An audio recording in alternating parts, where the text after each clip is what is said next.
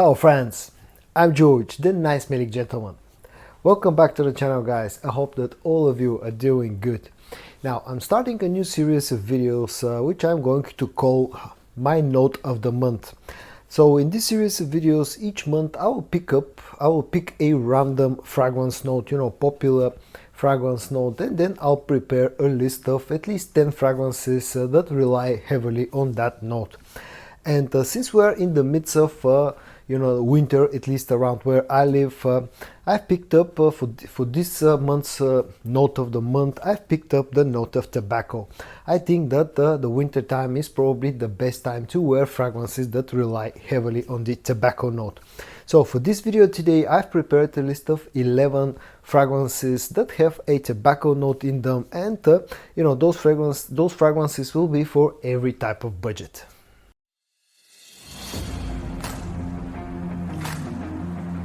As I said in the beginning of the video, I'll show you a total of 11 fragrances, and most of them will be Middle Eastern clone fragrances, but I've also prepared a few designer scents and one niche scent at the end of the video. And in the order in which I'm going to show you the fragrances will be, starting from the cheapest one, going up to the most expensive one. The first one, in fact, the first two that I'm going to show you will be from the house of Meson Alhambra, and the first one is called Signatures Number 2. A very interesting fragrance that's turned out to be actually a clone of Mancera's Red Tobacco. I didn't know what to expect when I ordered this one. I paid roughly about 15-16 euros. This comes in a 50 ml bottle size. I really like the way that the bottle looks, and the only problem that I have with this fragrance is the actual bottle size. It's only 50 milliliters. It's an interesting take on the Red Tobacco DNA. You got the spices, you got the woods, you got the sweetness and the tobacco, of course, but to my nose what this lacks compared to the original scent, the twist that Toac have done on this fragrance is that they've, the sweetness in here is not as much as you get with the original scent. This feels a little bit more woody, a little bit more spicy, a little bit more bitter compared to the original scent. So far in my testing, performance has turned out to be very decent, and all in all I really like this one. And as I said, the only problem that I find with this fragrance is the fact that it comes in a 50 ml bottle size. The second Meson Alhambra fragrance in this video that I'm going to show you is called Hercules, and this of course is a clone of Parfum de Marly's Herod. You get pretty much the same scent profile, that sweet spicy tobacco scent that relies heavily on those three main accords. It's not an exact clone of Herod, especially in the opening. This feels of a lot lesser quality compared to the original scent, but once this starts to dry down, it actually becomes surprisingly close scent-wise to the original scent. Initially, when I got this, firstly I was not very impressed by the performance and the scent profile, but fast forward about 6-7 months and with enough maceration or maturation as some people call it, this thing has actually become a very pleasant fragrance, and as I said, especially on the dry down, quite close to the original scent. The next two fragrances will be from the brand called Pandora Scents, and I think this is a sub-brand of Paris Corner. The first one is called Chuto Mysterious Tobacco, and this thing is a clone of Carolina Herrera's Mystery Tobacco. Again, heavily relying on the tobacco note, but this feels a little bit sweeter compared to the original scent, at least to my nose. It feels a little bit more airy, but all in all it's actually quite an enjoyable take on the the tobacco theme fragrance. Has quite a decent performance, especially on skin. Again, not a very hard projecting fragrance, but on skin it stays for a good at least 8 hours, at least on my skin. I'm yet to do a full review of this fragrance, but this has been a really nice surprise when it comes to the tobacco scent, and a good clone of again Carolina Herrera's Mystery Tobacco. The second Pandora scent fragrance in this video is called Milano Pre, and this thing is a clone of the now discontinued 1 million Privé. And as far as I know, you only have a few options when it comes to clones or alternatives to, unfortunately, the discontinued 1 million Privé. And this thing actually scent-wise is a pretty good clone of 1 million Privé. You know, this is a sweet fragrance that relies heavily on vanilla, tonka bean. There's some orange in the opening. Of course, you get tobacco in here, although it's not like super heavily relying on the tobacco note, but the tobacco note is still here and it's nice. You also got quite a lot of cinnamon. You got patchouli. Oh, you know, as I said, a very good alternative of 1 million Privé. One thing so far that has been disappointing for me has been the performance of this fragrance. I'm still testing this one out, but so far it seems to be more on the average side when it comes to the performance. But again, you're getting very close to a now discontinued scent. Price tag, again, another fragrance that at least here in Europe costs around about the 20 something euro price range, which will translate into around about $30. The next fragrance in this video will be from the house of Armaf, and it's called Armaf Hunter Killer. A great release from Armaf from last year. This is yet another take on the Mancero's Red Tobacco DNA that comes packaged in a super ugly bottle, unfortunately. Now this, unlike the signature 2 from Meson Alhambra, this thing is sweeter, and actually to my nose it's even sweeter than a Red Tobacco itself. It feels less spicy, less challenging. Oh, you know, it's like a designer take on that same DNA, you know, with Mancero's Red Tobacco being a niche scent. This feels like a designer level of that very same DNA. Fantastic performance and projection, very nice price tag, around about the 25 euro mark. So again, around about the $30 mark.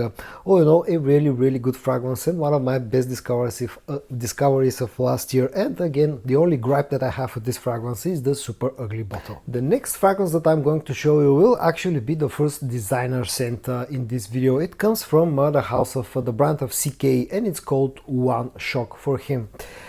Again, another fragrance that relies heavily on the tobacco note, another sweet tobacco type of a fragrance, but in here you don't have that much of a vanillic or tonka bean sweetness. Here it's more mixed with like a fruity type of sweetness. It's a very nice scent, very cozy scent, very safe scent to wear and to blind buy even. Dirty cheap, comes in an I don't know, very cheap looking and feeling bottle, but that's probably the only gripe. In fact, I have one more gripe, and that's the fact that this thing is not a very good performer. It's about an average you know, type of fragrance when it comes to the performance, about 6 hours on skin with moderate projection in the first 1 hour. But I really like the scent in here, and this is a nice way to get into the tobacco scents for next to no money or for little money. The next fragrance in this video, CK One Shock for Him. The seventh fragrance in this video comes from the brand of Ryan Tradition, and it's called Insurrection 2 Wild. Another not very pretty bottle, but fortunately enough the scent inside is really nice, and this thing is a clone of Mugler's Pure Havana. It's a very nice take on that DNA. I really like you know, the original scent. It's one of my all-time favorite designer scents, and this thing scent-wise comes very close. You know, you got that honey and tobacco mix that has some lavender freshness in here as well, so just to make things a little bit more interesting. This feels like a lighter take on the Pure Havana. Pure Havana is sweeter, it's darker, it lasts longer, but unfortunately is discontinued at this point, very hard to find, and if you want a bottle of Pure Havana, you'll probably have to pay through your nose to get one. So Insurrection 2 Wild is actually a great alternative to Pure Havana, and it can also serve as an alternative to even something like Naxos from ZeroV. The eighth fragrance is again from the house of Meson Alhambra, and this one is called Simply Toac, and this thing is a clone of Dior's private line Tobacular. It's a sort of an, I would say, a little bit more masculine take on that DNA. Again, you have a sweet tobacco scent. The sweetness in here comes from some fruits. You got some vanillic sweetness and of course a strong tobacco note, but this thing actually feels less sweet compared to the original fragrance. It has less of that fruity sweetness, and that's why to my nose this is like a more masculine take on the original scent. Performance is very strong, projection is very strong, you get a nice bottle. Price tag, at least around here, is a little bit higher. It costs around about the 35 euro mark, which will translate into something like 40, a little bit over the $40 mark, which is a little bit more expensive when it comes to Meson Alhambra fragrances, but if you enjoy the original scent, you're looking for something cheaper to daily drive, definitely check out Toac from Meson Alhambra Tobacco Edition.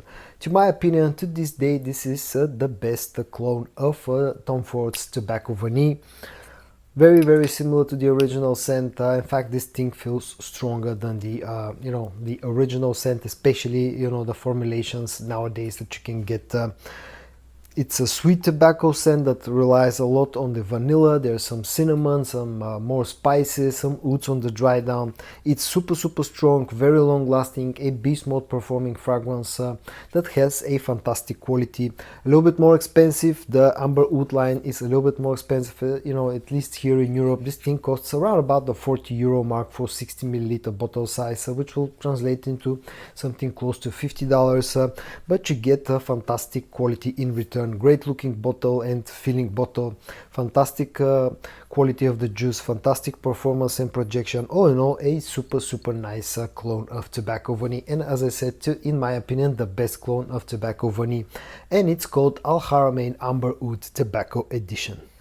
The 10th fragrance in this video will be of course a fragrance that I mentioned earlier from Thierry Mugler, Amen Pure Havane. As I said, one of my all-time most favorite designer scents. I absolutely love this fragrance. That mix of honey and tobacco in here is heavenly, pretty much. It's very dark, it's very heavy, it's very sophisticated, very sort of manly, masculine type of scent. I don't know why Thierry Mugler, they decided to discontinue this fragrance, but this is an absolutely fantastic scent. One of the all-time greats when it comes to men's designer fragrances. Beast mode performance, beast mode projection, and unfortunately very, very hard to get nowadays and super, super expensive. I still have some juice left in this bottle, and I'll cherish this as long as I can. The 10th fragrance in this video, the all-time great Amen Pure Havane from Thierry Mugler. And the last fragrance in this video will come from the house of ZeroV, and it's called Naxos. Another all-time great fragrance that's pretty similar to Amen Pure Havane from Mugler, but expensive niche fragrance, but easier actually to get compared to a full bottle of Pure Havane nowadays. Another very, very sophisticated fragrance, but this feels a little bit more unisex compared to Pure Havane. It feels lighter, feels a little bit fresher. The lavender note in here adds a bit of freshness to the whole scent profile. Still get that tobacco and honey mix that's very, very nice. All in all, this feels of a super high quality. It's a niche fragrance house, ZeroV. It's a niche product, and it really deserves the high rating and the high praise that it gets. Very good performer, pretty much beast mode performing fragrance, and it's also quite versatile because it has enough freshness, and you can wear this even in warmer weather, unlike most of the other tobacco scents that I showed you, as long as you don't go too heavy on the sprayer. And also it's pretty much a unisex scent, and girls can pull this one off as well if they want. So guys, this was all for episode number 1 of my new series of videos called My Note of the Month. For the first episode of this series of videos, I picked up the note of tobacco, and I showed you a total of 11 tobacco fragrances for any type of budget. I hope that you found this video interesting. If you did, give it a like, and I also hope that you're going to join me in my next video. And until then, stay safe and bye bye.